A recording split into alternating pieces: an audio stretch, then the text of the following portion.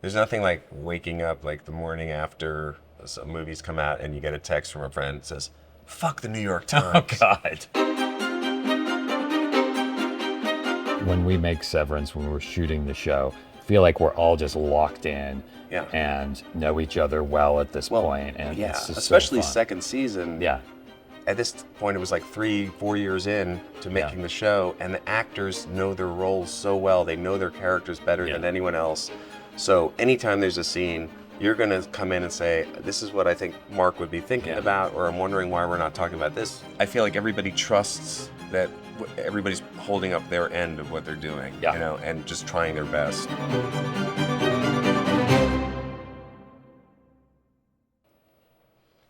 Hi, Hi, Ben Stiller. I'm a visionary. Just kidding. Ben All right, is How long a have you? visionary. How long have you been a visionary? I've been a visionary for 12 minutes. Really? It's going great. What do you see? As a So visionary? far in this room, I've really taken it in, and my vision, I'm going to do all kinds of things Really? to this room. So you're a visionary. Actually, look at this room. Yeah, it's incredible. It's set up as a studio of some sort. Yeah. You were born in Northern California? No. Yeah. Santa Barbara? Santa Cruz. Santa Cruz, which is Yeah. not Santa Barbara. Santa Barbara. For Santa people Barbara is from- like Southern California, essentially. right, and Santa Cruz is Northern California. Yeah. You actually have weather. You have weather. Yeah. It's like cold in the fall and the winter. Right. And Yeah. when I think of Santa Cruz, I think of The Lost Boys. I was gonna say actually, yeah, the Hardy Boys, or I think of, even though the Hardy Boys are probably East Coast, but Yeah. like Lost Boys is probably why it connected that, Yeah. which I just watched recently. I was on the set because my next door neighbor, Joe, owned the comic book store that they shoot those scenes in. Oh my God. So I got to go and like look at the set. The comic book store was downtown and they made it look like it was at the amusement park. Right. So they had dirt on the floor. I was like, whoa, there's fake dirt. And I got to meet Joel Schumacher. Wow. And then I stood outside Corey Feldman's trailer and got to watch him walk into and Corey Haim. Yeah. And I just like waved at them, and I couldn't believe they were just Were right they nice there. to you? Did they wave They back? gave me some nods. Yeah. Which was all I wanted. That's pretty cool. Joel Schumacher directed some really cool movies. He sure did. Yeah. I was just watching a clip from Falling Down. Oh yeah, Falling Down Yeah. was good. Yeah. I auditioned for Joel Schumacher For a what? few times. Flatliners? I might have auditioned for Flatliners. I'm trying to think of the other thing that I auditioned for him for. Shoot, but he was very nice. I remembered he was very nice. Dying Young? Yeah, no. Keep going. Uh, Did he do any comedies? I feel like he did some The Incredible Shrinking Woman. Oh my God. Yeah. All right. That was his first And movie. how old were you when you visited the set of Lost Boys? You must have been a little kid. I was 12. You were 12. And was- was that what made you, like, was that one of those moments where you're like, oh, this is what I want to do? That, and when I was even younger, they made a mini series of East of Eden and shot it like across the street from, because we lived in this Victorian house. Victorians in Santa Cruz in the 80s weren't a special thing. They were all over the place, but Right. we lived in a neighborhood that had all these old houses, so they shot East of Eden there, and I was like, whoa. And they had horses, and so it just blew my mind. I couldn't believe it, that there was a movie or a TV show being made. There was like Yeah. dirt, Dirt, floor, and yeah. horses in the street, and you're like, I want to Yeah, it really blew be it. part of this. I did, and I still think of it whenever Yeah. I go on a set. Yeah. You know, you think of those Totally, early because things. I grew up around, when my parents were acting in TV shows or in movies. I loved going to the set. I loved being around that, and I remember the smells and the sounds and the excitement of just like the lights and you got near the set and you could feel how sort of intense it was. And sound stages have that smell to them. Yes. So Yeah. you would go with your folks and go to like the set of like Maude and stuff. Was your mom? My mom was on Archie Bunker's Place after All in the Family, Okay, which was like okay. after Edith had died. That was sort Right. of like him. Yeah, and she was the cook, Veronica. Right. So I went to that. But she was also on the show Rhoda. Oh, Rhoda, that's the Yeah, one. yeah, Yeah. I was on that set, and And was that at Radford? And that was at Radford. Yeah. Which is where you have your production Yeah, company yeah, office yeah. now. Which is this lot in L.A. in the Valley. It's just like a very famous lot. Cause it was called CBS Radford. Yeah. And a lot of sitcoms like Mary Tyler Moore Show and Yep. all the spin-offs from that were there. Seinfeld. Seinfeld was probably the biggest thing that was there. Yeah. Before that was Gilligan's Island. Yeah, that's right. And they actually used to have the lagoon where Gilligan's Island was, that they That's used. right. And for me, those places are like hallowed ground, like the history of television, because they're so deeply embedded in our, consciousness from watching Yeah. those shows when you're a kid. And Yeah. it was really, really exciting to come out to LA when I was a kid. Or going to like a Paramount lot. My mom had a show that was on for like a season in 1975. And, Yeah. and to hang out where they were shooting, where they had shot Star Trek. Yeah. And once I went out and visited and saw them shooting the Brady Bunch Oh, wow. on the Western set at Paramount. So the TV show, The Brady Bunch, Yeah, you the actually original. saw them The making original. it. Yeah. Wow, that's crazy. Yeah. And Mike Lookinland waved at me. He was on a stagecoach. Wow. Bobby Brady. Wow. So yeah, I loved so for you it was sort of like you were outside of show business because you were just living in Santa Cruz. Yeah. And then you'd see that and you'd be like, I saw that and it made it kind of real. yeah. But still, being on a TV show or being in a movie kind of felt like going to the moon or something. It just felt Right. like extra. It just didn't feel like within the realm of possibility. But it was. I kind of set my sights on it when I was a little kid. I get maybe that and Raiders of the Lost Ark was a big kind of Right. a game changer for me. It was like that looks super fun. Were your parents supportive of you wanting to do it? They were, but I didn't tell anyone that I wanted to do it till way later because I thought it was embarrassing that I wanted to do that. It sounded Yeah. stupid to me. And, so I kept it a secret till like, I don't know, I was like a junior in high school or something. Or whenever I had to like figure out what I was going to go do after high school, I told people that that school I wanted to go to was an acting school. And your parents were supportive of it. They were very Because supportive. they weren't actors. They weren't actors. That's amazing. And I think if they knew anything about show business, maybe they wouldn't have been Yeah. quite so supportive. Yeah. Because it's so brutal. Yeah. But My dad told his father he wanted to be an actor, and his father said, you should be a stagehand. well, A stagehand. This was like 1935. sure. Like yeah, sure. Like vaudeville yeah, stagehand. because it was more steady work. He's not wrong. Yeah. So you kind of grew up in it. So was it always just assumed that that's what you would do because you grew up and you saw it was a tangible thing? Like Yeah, I mean, I don't know what I would have done if my parents hadn't been around Yeah. in show business and I hadn't been around it. I was just fascinated with movies and the actual, like the making of movies. yeah. And the process, the technical process. For a long time, I thought I wanted to just be a cinematographer. Oh, interesting. Yeah, and I would I had a subscription to American Cinematographer Yeah. and those like special effects magazines. Yeah. And I would like experiment with my Super 8 camera and Sure. Like Fangora and magazines like that yes, sort of? Yeah. Cinefantastique. Sure. Yeah. Yeah. And I would read like the making of Jaws. When Jaws came out, Yeah. that was a huge thing for me. And there was the Jaws log, which was written by Carl Gottlieb, who'd written Yep. a screenplay. Which I have a copy of the yeah, Jaws log. yeah. I remember. I mean, somewhere I have it, but I was so into that. And anytime there was any how they did the the special effects in Star Wars, that technical aspect of it really excited me. And then my parents were so into doing their thing. When you're a kid, it's sort of not as it's like what your parents do. Yeah. Like I was kind of fascinated with the world, but I didn't think I wanted to do what they did. You didn't want to be an specifically. actor specifically. Well, I wanted to be a director Yeah. specifically. Yeah. I wanted, and then as I got a little bit older, I started to, I guess whatever it was in the acting part of it started to come out more in high school. Yeah. And But then by the time you kind of went towards like SNL and the first Ben Stiller show, you were directing. So you were acting and directing sort of at the same time. So Yeah. you knew early on that that was the most satisfying way to do it for you, was to be doing sort of both things together.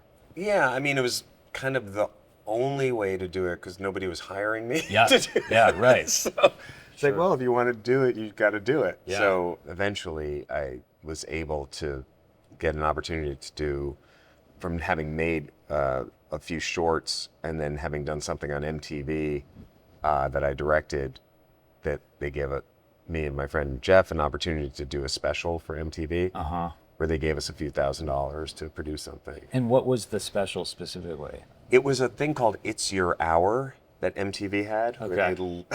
I guess it was their way of like giving people a chance to do stuff for a low budget. And they give you an hour. And they give you like I think it was like maybe $20,000 to produce a whole hour of television, which isn't really a lot. No. But to pay every buddy, all the crew and everything. Yeah. And so we were kind of just doing it It's on like enough shoestring. for lunch. Yeah, yeah.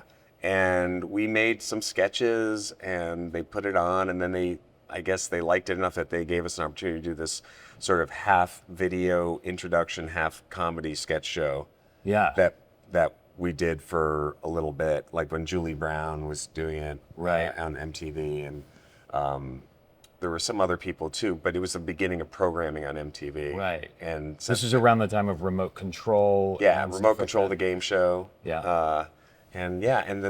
It kind of was just sort of, for me, it was just like making stuff because that was, what I wanted to do, and also I wasn't getting hired by other people. Right.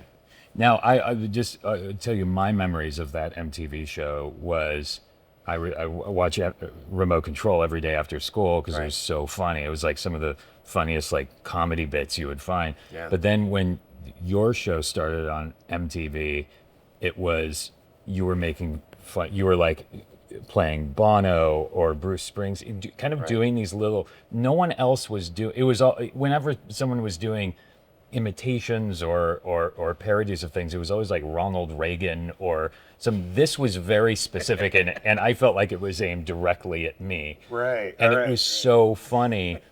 And then it disappeared and then reappeared a couple of years later on Fox Yeah.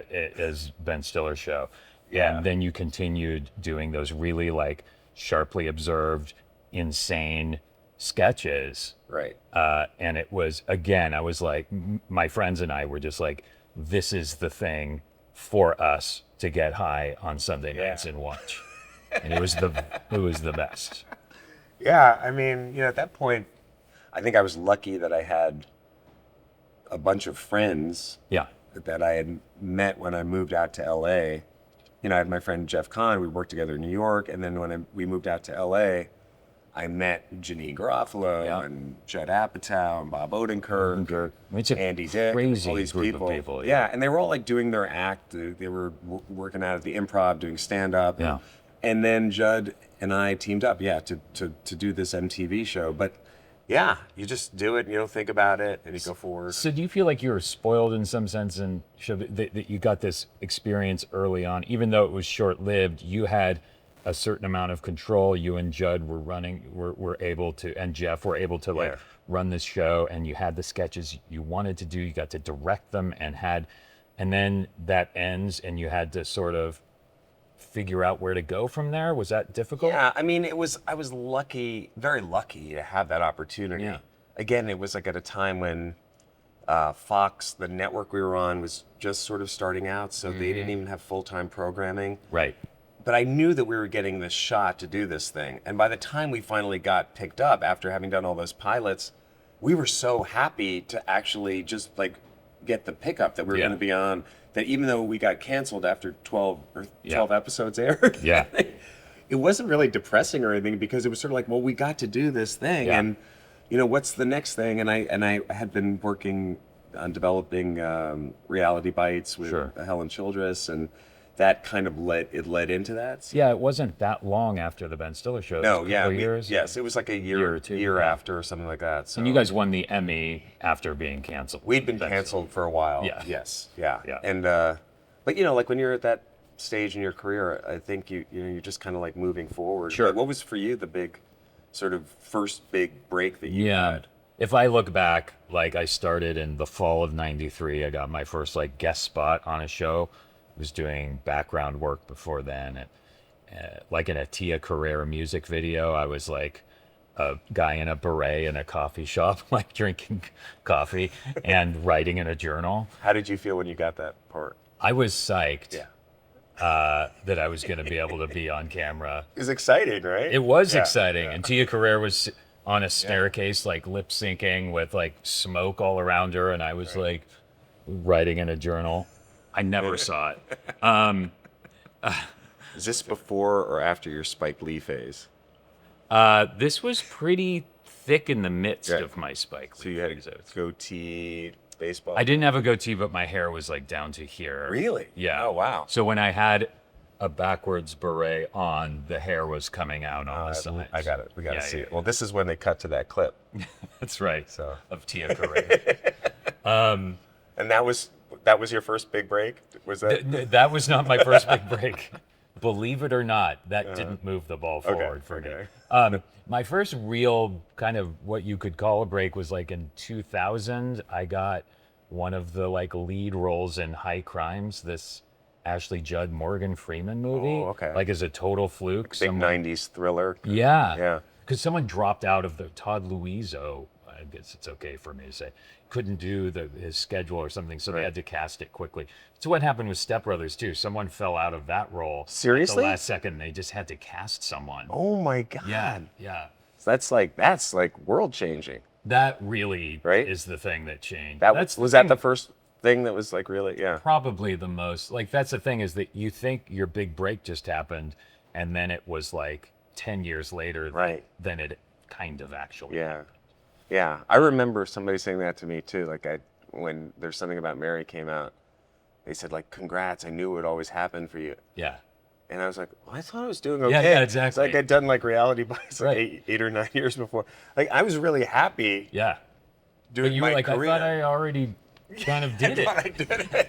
It's like, no, now you're in something that made money. Yeah. It's like I hadn't been in anything that had been successful. That's right. It's funny, in those moments, you kind of become aware of the delusion you had been working on for yourself and being like, I'm doing like, this is Right. pretty good, doing like an episode of NYPD Blue and then 4 months later doing something like Yeah, but by the way, I don't think it's a delusion, right? It's not like when you're like as an sure. actor, I mean, you can compare it to whatever, but like as an actor, it's so hard to get work. Yes. It really is. Yes. It's hard to like break in, and when you are working steadily, Yeah. that is success in this Yes. business. It is. And then you realize, okay, there's this other level, which Yes.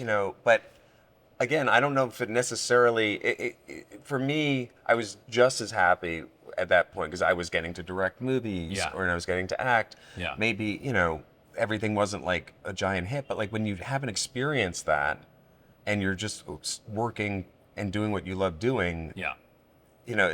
I appreciated that at the time. Yeah. Something About Mary must have been a kind of world-changing moment for you. Yeah, Was it? I mean, it didn't open at number one or anything. right. It opened, I think, like it was like a number 4 or 5 Okay. movie. But then it slowly, steadily, like started to increase in business. Because Which is so rare. yeah, because it had a chance to be in the theaters. And these days it's hard because if a movie doesn't do well right off the bat, they get kicked out of the theater for Yeah. whatever movie is doing well. And luckily, at that time in 1998, it had a chance to run in the theaters, word of mouth developed, and then it worked its way up to being, number one. And then all of a sudden, it was like all these opportunities people were asking my opinion on, something. Yeah. It was like, I guess like when you're doing your own thing, you just kind of do it. Sure. So like, it wasn't like I hadn't ever sort of like made my own decisions about stuff or said, I think this works or that doesn't work. Sure. But no one was really asking me. Yeah. It was just my own stuff that I was doing you with were my friends. in your own like Yeah. kind of cloistered Right. environment. So you just Yeah. do your thing. But then all of a sudden people were asking my opinion of Right. like, what do you think this movie is funny? Well, we'd love you to be in this movie. Or, I mean, that's, then it was, I remember when Meet the Parents came along, it was, Jay Roach called me and said like, do you think you'd want to do this movie with Robert De Niro. Jesus. And I'm like, Robert De Niro? Yeah, sure. Yeah. Did you talk to him about it? Yeah. Did anybody ask Does you? he know? Yeah, and it's like, no, he wants to do it with you. He'd like to do it. I was like, oh, shit. That's wild. And that is definitely like a moment where you're like, Yeah. all right, I guess, this is an Wow. opportunity here. And And then there's a poster that says Robert De Niro, Ben Stiller. yeah, Like it that doesn't. Yeah. Right. It's great when you get a chance to do the stuff you want to do. But when you're in it, you're not also, I don't know, you're not thinking about it as much too because Right. you're in the moment with it. Yeah, But I of remember course. really appreciating that Yeah. at the time. And not even thinking about, well, will this movie be a hit or will it do well? Just like thinking like, oh my God, I'm in this Yeah. movie and I'm getting to do scenes with Robert De Niro. This is Yeah. like, well, you're Unbelievable. experiencing that right now. Yeah. Yeah. Yeah. Yeah. But it's that progression is sort of like, what happens when you're in it and you kind of don't really think about it until you look back at it. Yeah. So when you were suddenly thrust into the position of being the comedic leading man in America, was that uncomfortable for you? No, it was fun. Yeah. It was kind of ridiculous, and I didn't quite understand it because it was also like, how are they seeing me? What it like? Yeah. Oh, am I like a funny nerdy guy or a Right. funny broad? Should I comedy be guy? flattered by this? Yeah, or exactly. Is there something I'm not and getting? it was really, it was definitely, there was like a time period where I was like enjoying the process of making the movies, but I do think like it sort of put me on like a slightly different path than I had always imagined going on. But you always like veered back into directing and were able to kind of combine the two, don't you think? I would combine it, or there'd be a movie I wanted to direct, and they'd say, well, if you act in this movie, we'll Right. greenlight that movie and you can direct it. Right. Or there were sometimes movies that I didn't want to direct that I ended up like Zoolander originally I wasn't going to direct. You were just going to act in it? Yeah, and we'd done it as these shorts, and I talked to a bunch of different directors about it, and then ultimately it just seemed like, oh well, I think like I seem to like understand what it is, Right. and It's I'll such do a it. specific thing. Yeah, exactly. Yeah. And nobody really, at that time was clamoring for a Zoolander movie. Right. It So it seemed was was just- that because it was just so Nobody really knew nobody really knew the character. It was like something we'd done on the VH1 Fashion Awards. right. As like a little sort of interstitial thing. And then Mike DeLuca, who was at New Line at the time, had said like, oh, you should do a Zoolander movie. And Mike Myers had done Austin Powers. Sure. And I thought that was amazing. Yeah. And then I thought, oh, this could almost be like, in my mind, I was thinking like tonally, it could be like a Mel Brooks movie or something Yeah, like that. Or yeah. like a Young Frankenstein where it just had like a very specific tone. Yeah. That was how I kind of saw it in my I head. feel like if you didn't direct Zoolander, we wouldn't have gotten like the gas station scene and stuff like Right, that. right. It's so specific and insane, but so kind of your sensibility. Yeah. Severance. Yeah. Heard Well, of it? Yeah. Well, for you, I mean, I've heard you talk about it in interviews too, that Yeah. Severance for you felt like something that you were kind of leading to or feeling like encapsulated a lot of the things that you always wanted to do as an Yeah. actor, or that, right? Yeah. Which I really, I kind of felt the same way about it when I read the pilot script. Like as a director, Yeah. like this is everything I wanted to do. Yeah, well, it was completely. When I read it, it was something that felt completely original, yet also incredibly familiar. Yeah. Too, and that's what. Yeah, You just see it and it makes sense and it's a great idea. And you don't have to like meet it halfway somewhere. Right, exactly. You don't have to like use your imagination to be like, okay, well, if this thing and this thing and this thing happened, then this might make sense, Right. or this might work. It was like, yeah, Right. this is here, and Yeah. I totally get it. yeah. It's a Yeah. genre that is its own thing, but it's familiar. Yeah, and it's emotional. yeah, and the concept of it was so simple. Yeah, And what I loved about it was when I read it like the second or third time, I was like, oh, wow, there's really no real science fiction happening here in this show. It's just the only thing that's made up is that there's the chip can affect your, can be triggered and can like cut off part of your memory. But other than that, it's just a guy who's like literally going into work, getting in an elevator and going down a Right. few floors and then going to another floor, but he's in a totally different world and different consciousness. Yeah. But in reality, those two things, those floors are just there. There's no, That's right. no- We're watching the result of a science fiction moment, which is the procedure, and then we're just kind of letting the world play out, essentially. Yeah. And it just seemed like it had so many possibilities. But I don't know. For me, it was one of those things too. Where it just felt like, okay, yes, let's make this. Yeah. And then building it with Apple in terms of that they hadn't been a streamer, and it was all sort of theoretical in terms Yeah. of like being on this channel that didn't exist yet. Yeah. It all felt like we had a lot of freedom to kind of go, all right, let's just make the thing we want to make, and they gave us that freedom too. And I don't know, it was, you always have to have like a sort of a suspension of like caring about what the result of it is going to be, Yeah. or like how it's going to be received, Yeah. or if it's going to do well, or any of those things. And with streaming is interesting to me because you have the ability, as opposed to like doing a show that's on network TV, where you kind of can go into this bubble where you make the show and you do all the episodes Yeah. without any feedback from the outside world. Yeah. And the great thing about that is you can just do what you really want to do. Yeah. And the flip side is, when you get to the end of it, you're like, oh my God, we just did this thing, and I don't know if it's good, or if anybody's gonna, like, you know how you feel about it, Right. but you don't know if anything else. You have absolutely zero idea. I remember I had my freak out about that specific thing, I think quite a while after you had already had your freak out about it, resolved it, and moved on. And I had my freak out when the billboards went up before Right. season 1, and I saw my face and I was like, oh shit. Like, Yeah. what is going to happen? Right. Like, are we just going to be made fun of? Right. Or ignored. Or ignored. Right. Which is That's kind of either like one I of find, those things. yeah, Are I find like in show business, it's usually it's like one of success or ignored. a shrug of the Or shoulders. it's like, oh yeah, didn't really happen. That's right. And then maybe appreciated 7 years later. Maybe. Yeah, Yeah, yeah. right. Which is great. It's Yeah. always nice. No, I'm used to that. That's also the great thing about, being able to have the freedom to do something like Yeah. this. And then, But as far as like how it will be received by people or Yeah. critics or whatever, we have absolutely no control over that. No control. So it's time to just push it out in the world and let it go. Say we find her. Sorry? Say we get to the goat department and they're like, yes, Miss Casey's here. She's in this goat cage. What do we do then?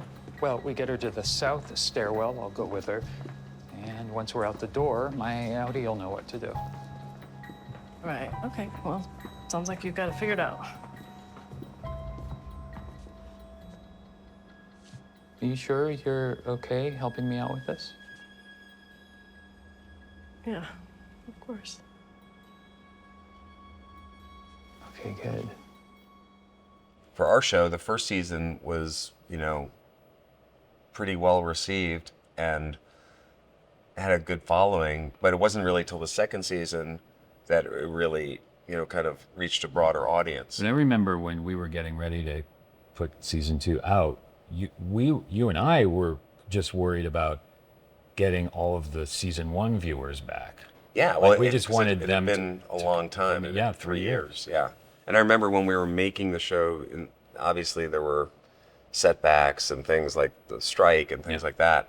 But like when you're in it, it's that thing where you're like having to spend the time to get it right, Yeah. because you know that people are waiting for it.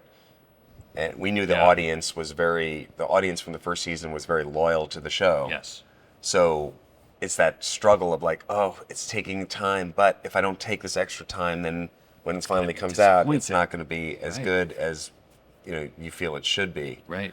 And that's I think was a constant sort of battle. And then there's that unknown of just like what is how is it going to be? Yeah, like are people going to watch it Right. or not? And I mean, I think that's one of the things I love about working on the show while we're shooting, while we're actually there, is that we're always so hyper focused, and it's on making it as good as it can be. And that's a sounds like a simple thing, but we've all been on sets where that's not necessarily the focus, and it's so great to be on a set where that that is the focus of everyone around you too. Right. You feel supported in that, because sometimes it's when you start doubting that like really simple thing, that's where things can sometimes fall apart and just not be as cohesive. And yeah, I mean, I think for me the thing with the show that I figured out when we started shooting the first season was when I got there and saw the sets that Jeremy had designed, and just like how full the world was, Yeah. and seeing Kat's props and Sarah's costumes and everything. The thing that kind of first occurred to me was, if I'm gonna do this right, I have to sort of take everything that I've learned so far in 32 years or whatever, and I have to use all of it in order to try and attack this properly and play the role properly. I'm going to have to use everything all the skills. What's the Liam Neeson thing? All the skills that I've acquired, or whatever that is. from Taken. Yeah. I never saw Taken. But yeah, that was the thing. Was this is going to take everything that I may have learned Yeah. thus far in order to do it. Do you wonder about like what people connect with on the show? Because I feel like there's so many different aspects of the show, Yeah. and sometimes I wonder what it is that the people delve into the most that really draws them in. Yeah. Because I don't think you can ever really think about that when you're making it, other Right. than what you respond to personally. Yeah. That's interesting. Did you for you, was there something that you responded to character-wise in the show, or for Mark? I mean, I think that the loss that Audi Mark is feeling and reacting to is something that I think everybody can relate to. Yeah. How he reacts to it is sort of his singular thing. I mean, Right. but I think that feeling and lashing out in your life towards towards a dysfunctional direction is very relatable, and how painful and all-encompassing loss can be, Right. and grief. And I know when we started the show, I was in the midst of dealing with my mom's death, and so I think that was really direct, a direct kind of conduit for that. But I think that any Mark II, the sort of awakening of kind of realizing that the world is a bit bigger than you've kind of been led to believe.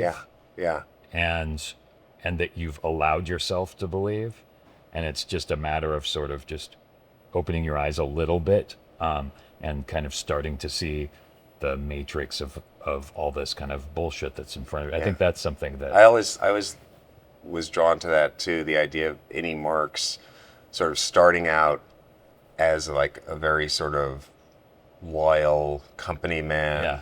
who doesn't question the system. It's just what it is. Yeah. And what's so interesting to me about the setup of the show is like the system and the company and what they're doing is clearly just, we don't know what it is. It doesn't Yeah. make any sense, really. Right. But it was the tone of the show, though, that Dan had written was not like goofy comedy making Right. fun of how silly that was. It was like taking it seriously. Yes. But yet you were staring at a monitor and just like gathering these numbers, Yeah. and yet just treating it like, this is like filling out the TPS reports That's or right. whatever from That's right. Office Space. That's right. And that was for me watching Mark's growth through the season of like, oh yeah, this is like a really clear trajectory of this Yeah. guy is sort of getting opened up. Yeah. I don't know. I was fascinated with that world, and Was it the word the kind of sort of meaningless tasks and the sort of hamster wheel of the work that Yeah. sort of connected with yeah, you? and like the sort of like protocols and Yeah. and the Yeah, structure of the place, and the way I just remember loving those scenes with you and Patricia in the beginning, like Yeah. when when she gives you your new ID, and Yeah. if you get promoted or whatever because Petey's not there, and like those sort of little sort of rituals, Yes. I remember those were some of the first scenes we shot. Yeah. And the whole thing with the two IDs in the shot, and the color is almost It's exactly almost the the same. same, but it's not quite. And I was like, yeah. hey, these are really similar. And you're like, yeah. You can barely tell. It's like, all right. I know. It was like maybe too similar. They're like one's No, like it's- light blue and the other was like light blue. Yeah. And then we have that moment where you like look in your locker after work, Yeah. right? And you see that you're like, it looks like it's like slightly a different color. It's kind of a quick Yeah. acknowledgement of it, Right. but not really caring that much. Yeah. I don't know why this is so much fun and interesting then to go to Audi Mark's life, and it was so different, and you Yeah. were so, sitting there drinking and sort of Yeah. unaware of this whole other kind of like peppy sort of office culture Yeah. thing that was happening. I know it's all like the obvious stuff of the show, Yeah. but to me that was But that so was much kind of fun with season 2. We got to open up Audi Mark a little bit, and he starts to sort of like any Mark in season 1. His world starts to open up, and he starts becoming more proactive and taking control of his life and his destiny once he kind of learns all this new information Yeah. that he's been led to believe something is true when it isn't. Yeah, and I'd never done a series before too. And how you sort of build out the story and the world and keep it going was an interesting experience Yeah. too. It was like making a sequel. Yeah. Sort of. Well, making season 2 felt like Yeah. that a lot. Yeah. And the thing in television is if you do a season that people like, then it's not like it's over. It's like, okay, now make a second season and make it hopefully better and different and surprising. Yeah. I mean, that was the constant sort of I know. thing in the back of our heads. We were just freaking us out. I know, year after year. Oh my That's what God. we're working on. Yeah. Yeah. Yeah.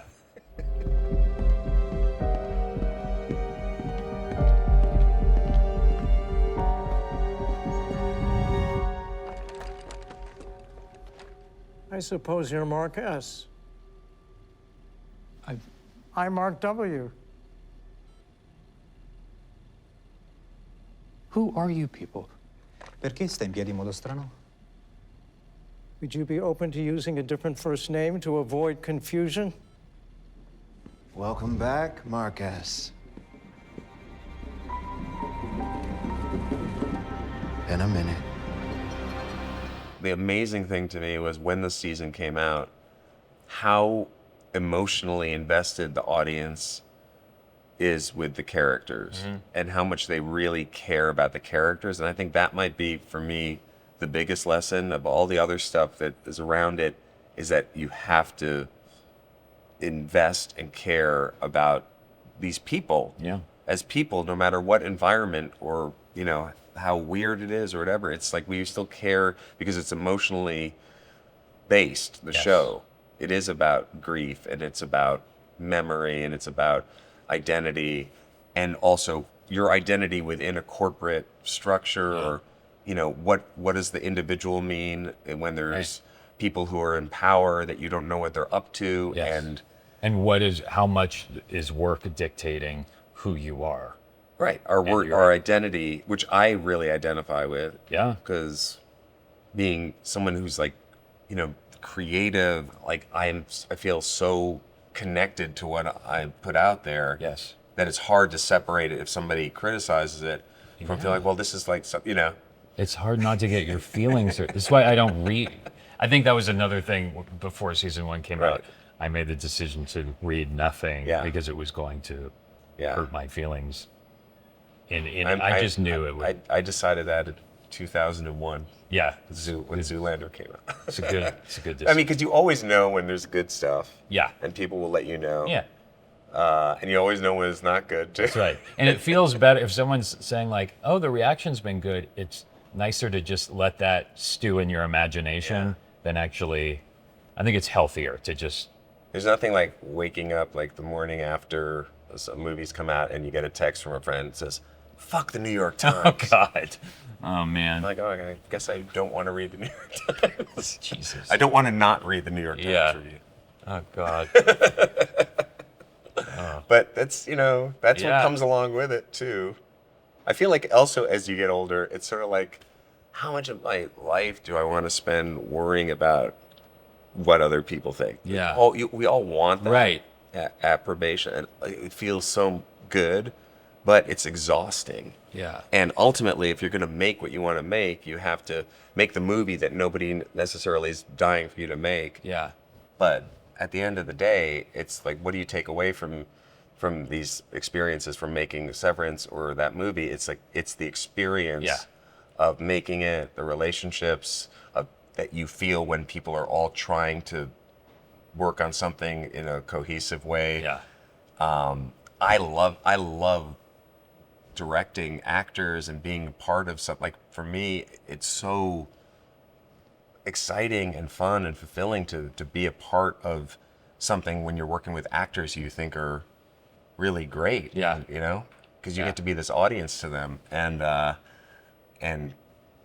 create something together. So that at the end of the day is kind of like, has to be what it's about. Especially when you're all like in sync. Like when we make Severance, when we're shooting the show, feel like we're all just locked in and know each other well at this point. And yeah, it's just especially so fun. second season. Yeah. At this point, it was like 3-4 years in to making the show, and the actors know their roles so well. They know their characters better than anyone else. So anytime there's a scene, you're going to come in and say, "This is what I think, Mark would be thinking about," or "I'm wondering why we're not talking about this," because and then it's like, "Oh yeah, that's really more." Or John Turturro will come in and have a really clear idea of why Irving is, doing what he's doing, and that process has been, I don't know, it's been very, the synergy has been great. Yeah. And it's been, we've had some challenging, sequences and things to shoot that I feel like everybody trusts that everybody's holding up their end of what they're doing, and just trying their best. And Yeah, it has to, or something like episode 4 would never work if there's like everybody's putting 200% in to like. But I still make don't. that- I something still like don't that. even know episode 4 works. Really? Well, I mean, like, Oh, man. But because it's so weird. Like at the end of the day, it's like, all right, we just decided to do this it's thing. super weird. But people tell me all the time, like, "Holy shit, episode 4." Yeah, but I mean, it's also like when you do something like that, it's going to be like some people are going to love it, some people are going to go, "I don't know what the hell this Yeah, is." it's a big swing. Yeah, it's a big know? swing, and like, why not? Yeah, do the man. big swing if they're giving you the bat Hell yeah. until they take the bat out of your Yeah, hands. take the big swings. Right. It's nice to put on a suit and Finally, we got to put on suits and hang out. exactly, and like have some water. Yeah, and, this is actually, by the way, great water. Mm-hmm. I don't know where you guys get this stuff. yeah. No, this was super fun. Yeah, Always it fun was to great. hang out. I know. I feel like we could, talk about a lot of stuff because Totally. it's funny. We have like worked together for a lot of years now, Yeah. and there's like sometimes we socialize and sometimes this is how we socialize. Yeah. On camera. On camera. Well, Adam, it's been great to see you, and I will see you. I think next couple of days, maybe. Really?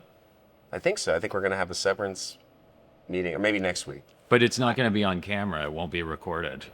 What? Oh no. Severance meeting. This one will. I'm planning on. Oh, okay, great. Yeah. They asked me if we would. A camera crew's going to knock Yes. on my door Yeah.